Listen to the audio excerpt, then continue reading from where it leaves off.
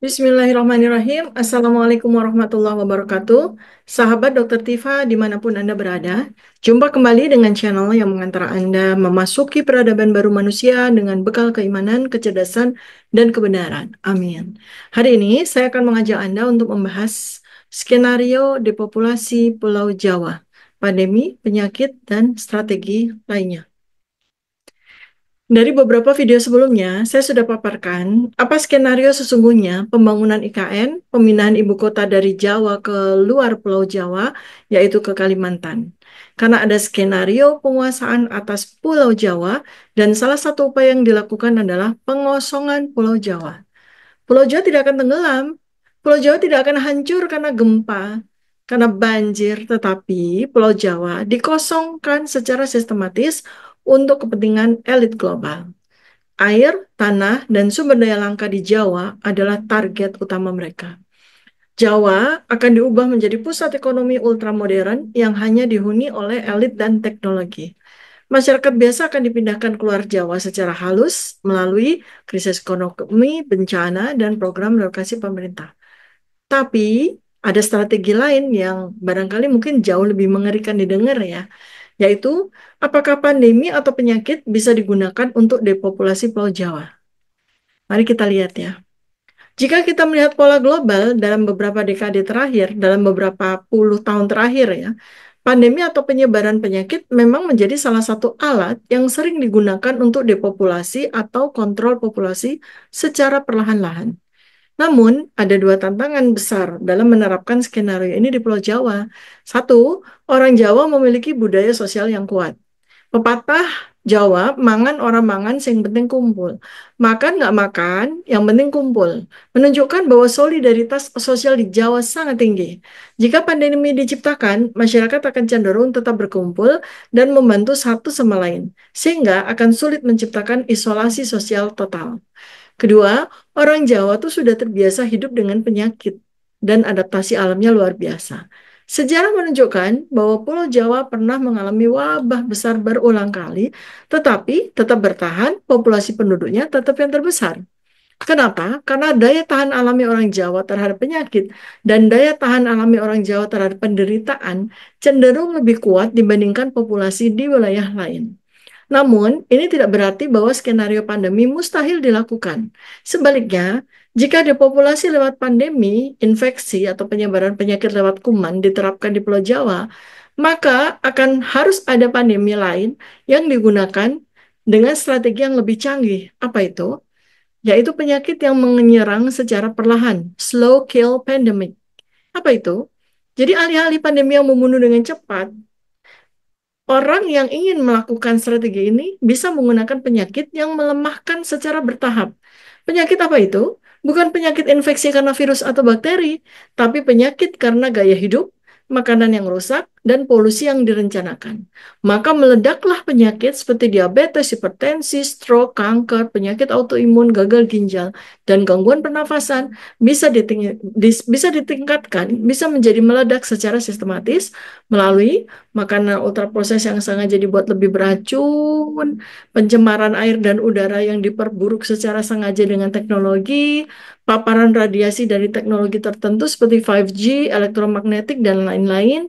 Maka dengan skenario ini, penduduk tidak langsung mati, tetapi terus sakit hingga tidak produktif dan memilih untuk kemudian pindah ke daerah lain. Hasilnya, depopulasi terjadi tanpa perlawanan karena dianggap sebagai sebuah tren alami. Yang kedua, pandemi sosial. Menciptakan ketakutan yang direkayasa untuk membuat orang mau pindah dari Jawa. Elit global tidak perlu menciptakan penyakit yang mematikan. Cukup penyakit infeksi ringan tetapi mudah sekali menyebar yang membuat masyarakat ketakutan. Media bisa digunakan untuk menciptakan kepanikan, mempropagandakan kepanikan bahwa Pulau Jawa adalah pusat wabah meskipun sebenarnya tidak. Masyarakat tentu saja akan memilih keluar dari Pulau Jawa karena takut terkena penyakit. Hasilnya, depopulasi terjadi karena orang sukarela meninggalkan Pulau Jawa. Yang ketiga, vaksinasi dan terapi genetik yang mengubah kesuburan. Alih-alih membunuh orang secara langsung, ada skenario yang lebih canggih, yaitu menurunkan tingkat kelahiran.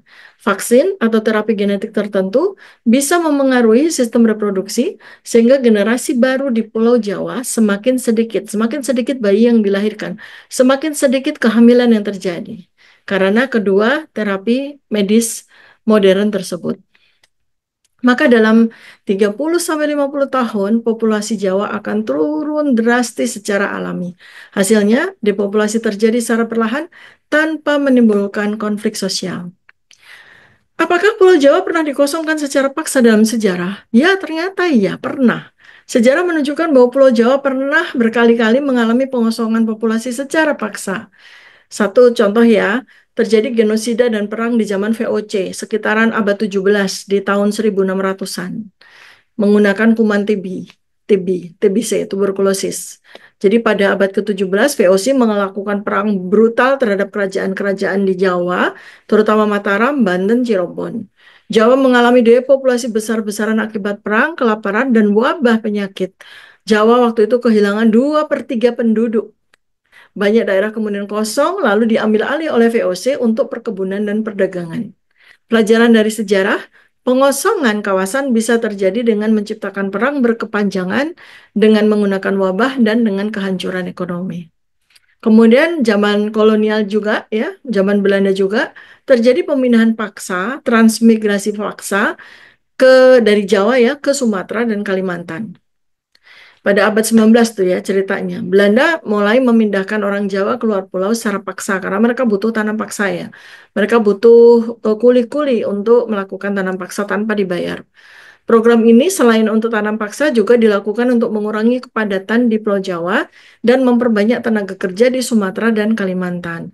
Total sebanyak 200.000 penduduk dan saat ini sudah beranak pinak ya dari sejak abad ke-19 tersebut, maka di daerah-daerah Sumatera dan Kalimantan tuh ada penduduk yang aslinya dari Jawa. Kemudian pemerintah Orde Lama ya di tahun sekitar 1965 juga ada program untuk memindahkan. Jadi pindah orang Jawa sebanyak berapa? 2 juta orang. Orde Baru zamannya Presiden Soeharto juga melakukan program transmigrasi yang masif dan berhasil memindahkan 2,5 juta orang Jawa. Pada awalnya sebenarnya semua ini dilakukan dengan propaganda ekonomi ya. Oh, Sumatera diberikan tanah sekian hektar, kemudian nanti diberikan insentif dan segala macam. Tapi dalam beberapa kasus ternyata menggunakan tekanan militer ya untuk memindah paksakan penduduk-penduduk dari Jawa ke luar pulau.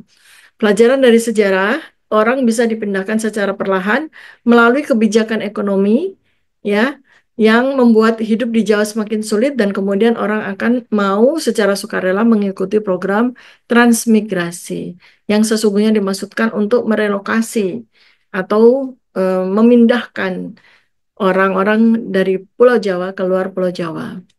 Kemudian apalagi pembantaian massal, masakre, dan pembersihan politik itu terjadi di tahun 1965 sampai 1966 ya, karena peristiwa G30 SPKI.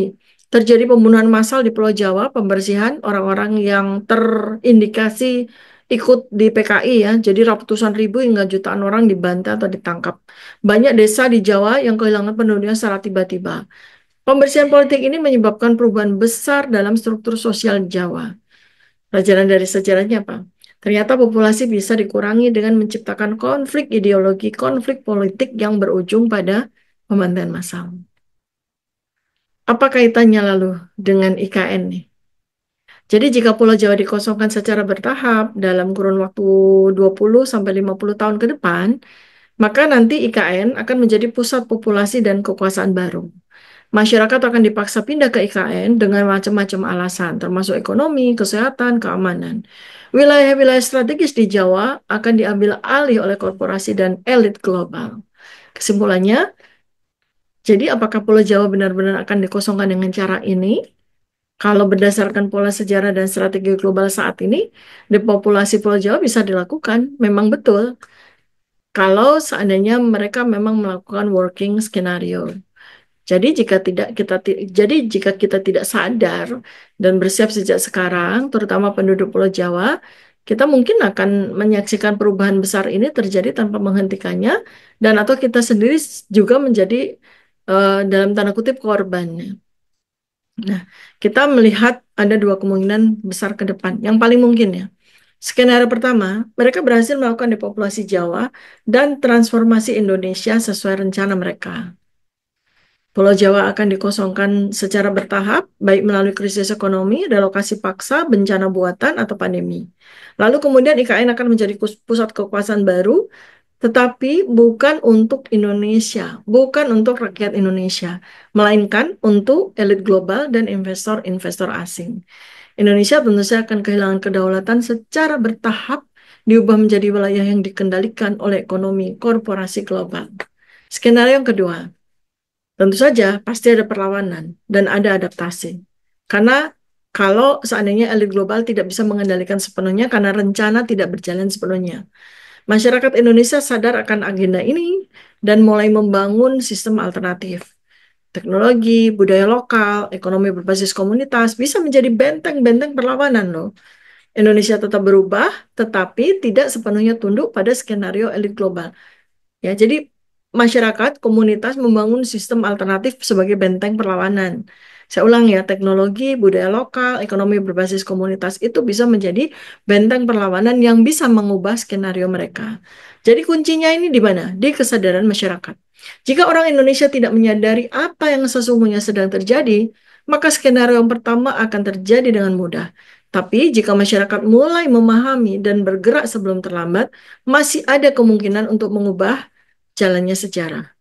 Menurut Anda, mana skenario yang lebih mungkin terjadi untuk memindahkan penduduk Jawa ke Kalimantan?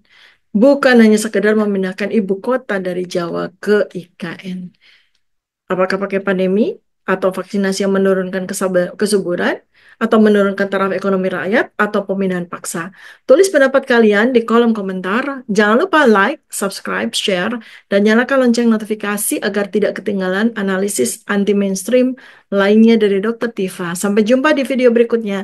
Assalamualaikum warahmatullahi wabarakatuh. Salam kebenaran.